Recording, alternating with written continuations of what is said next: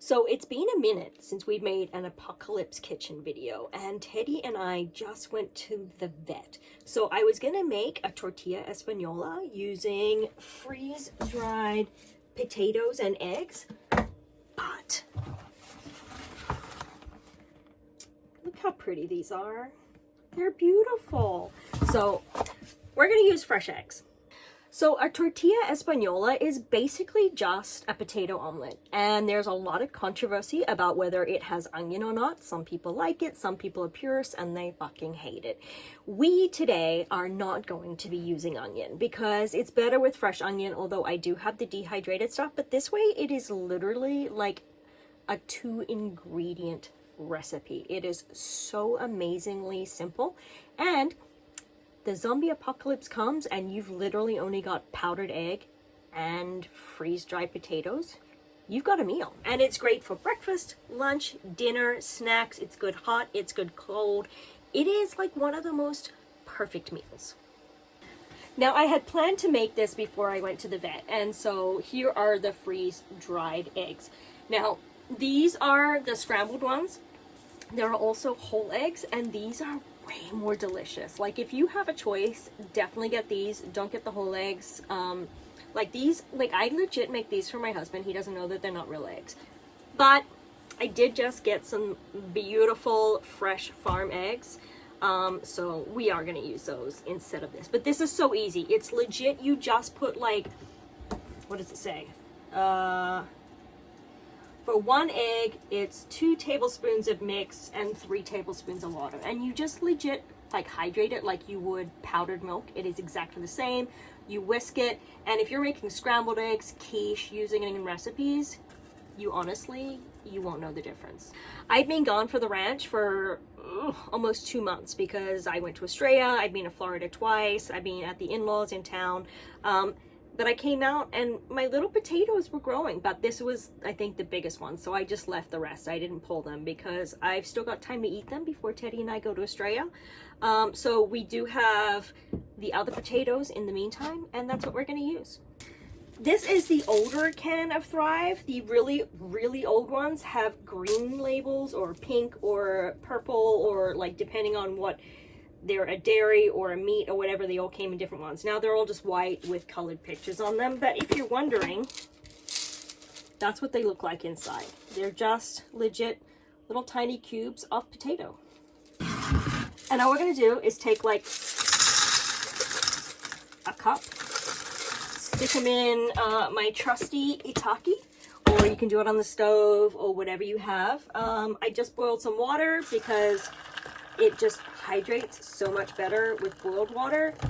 And then I'm going to turn it on and let it cook for 20 minutes until it's all rehydrated again. So while the potatoes are cooking, look at these farm fresh eggs. Because we are in the middle of South Texas. We did not see the eclipse yesterday. It was raining the whole time. It got a little dark, like it was, 6 o'clock at night, and then it came light again. So it was very unexciting. But Teddy is we've got a month now until we move to Australia. So today was one of his exams. He had to go in, had a leishmaniasis, I think, test. And then they had to spray him with some really, really stinky flea and tick control stuff. Because even though he already takes Bravecto, we apparently also need to have the spray on stuff, which was awful. I have like a whole series on taking the dog to Australia. So if you are planning on moving to Australia, like go and look at those because it's an ordeal. But anyway, let's crack some eggs.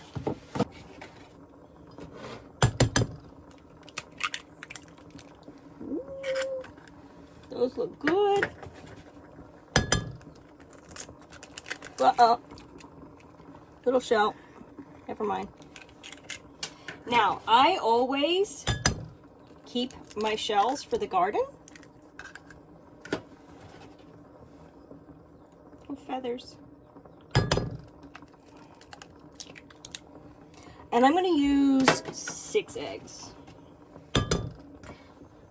Don't ever just throw these away. These are amazing in the garden. They provide nutrients for your plants, and also like things like slugs and bugs and stuff don't like them because they're sharp, so it's also a natural pest control. Now you can put whatever herbs, spices, whatever you want in your eggs. I am just going to use this. I actually brought it back from Australia last trip because it's salt and pepper in a thing together. You couldn't get any easier. But you can put like garlic or paprika or whatever floats your boat. But I think traditionally it's just salt and pepper. Now, I am not a purist because I am not from Spain. I just enjoy their food. But I do love to sneak this into everything. It is sea salt with truffles, and it makes everything amazing. And I don't care what you think because I'm eating it. It's my dish. I'm gonna enjoy it. Just a little bit. And just because my husband is very hangry right now and he loves pepper, we're going to put extra black pepper.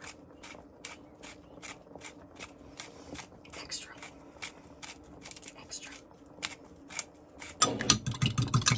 And then just whisk it all up.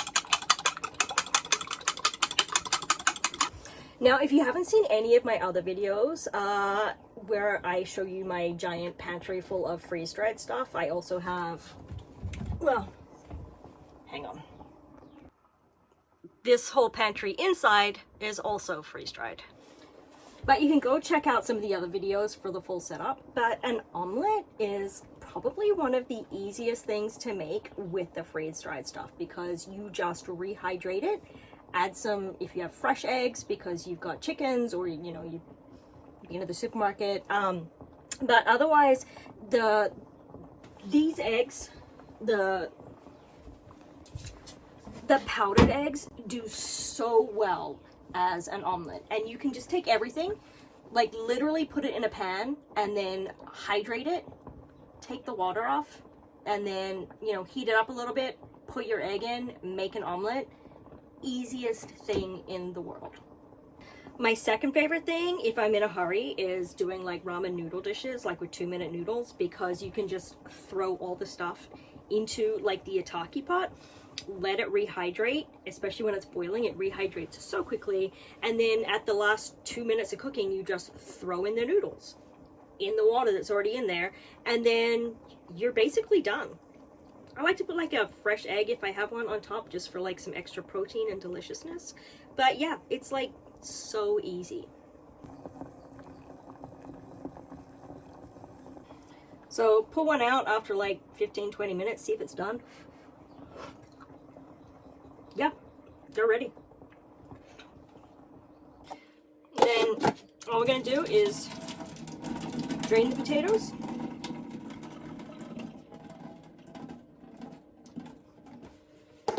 Make sure you drain it really good because we're going to put it in a pan with hot water, and oil and water do not mix.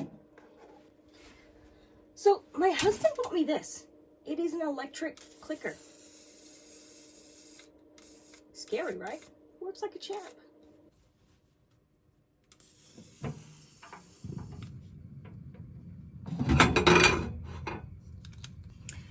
And then just add the oil of your choice. I like olive oil. I think we have a second bottle. Let the oil get really, really hot, and then we're just going to add the potatoes.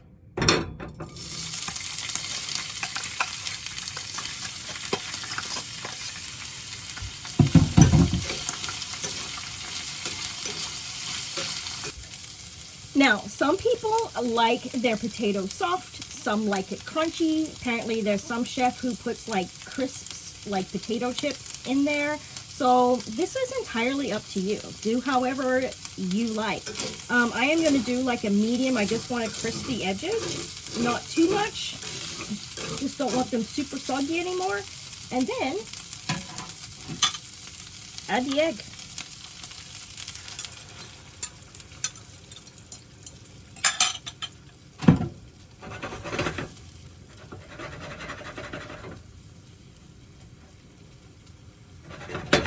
Now, this is also controversial because some people will tell you need to take the potato out and let it cool and then do like a whole thing where you put the egg and then the potatoes in.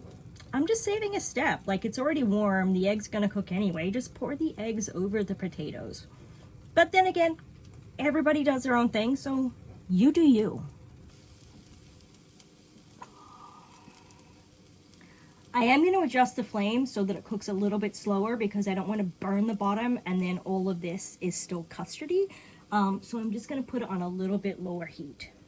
Now, you can tell the pan was good and hot because see how the edge has crisped up, and you can lift away.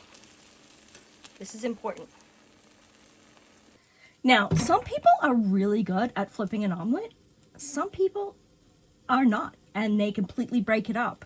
But there are a couple different things you can do. You can either put a plate over it, flip it, slide it back in, or you can put this in the oven. If you're using a skillet that is completely metal and you don't have any like Teflon or any like rubberware, or you're using a cast iron pan, you can stick it under the broiler. It will give it a different consistency because you'll get a puff like a souffle instead of a traditional omelet. But whatever, it's cooked, right? But I prefer either trying to flip it. Maybe I make a mess, maybe I don't. It's just for me, I'm not in a restaurant. Or I'll do the plate method. Now, if you're gonna do the plate method, you find this very sexy plate that matches your 1980s Winnebago fridge wallpaper. It's everywhere. But basically, all we're gonna do is take this on this, flip it, and it made a mess. Whatever.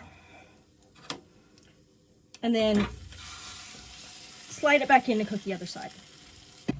Now, whether you like your omelet super crispy and cooked all the way through, or you still like that little bit of delicate creaminess in the center, or you like it completely wet, just keep an eye on it, and when it gets to your thing, turn it off. And remember, with eggs, they'll keep cooking after you turn the heat off, so always try to cook it to like a minute earlier than what you think you do because it's going to keep cooking anyway. So there it is. I completely butchered it as I flipped it, but it's fine. Like, who cares? It's just my husband and I eating it. We're on 100 acres in the middle of fucking nowhere. And you guys, you're the only people that see it. And honestly, I don't care if you think it's pretty or not, because you don't have to eat it.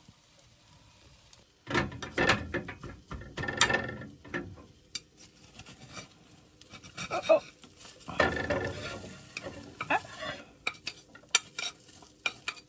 Now, if I'd used more olive oil, like pulled the potatoes out, done more olive oil before I added, it wouldn't have stuck so bad. But whatever.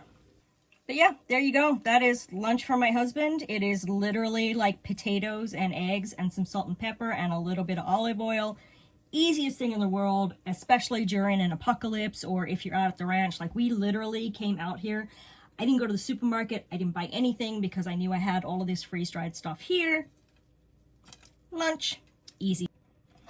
So, buen provecho.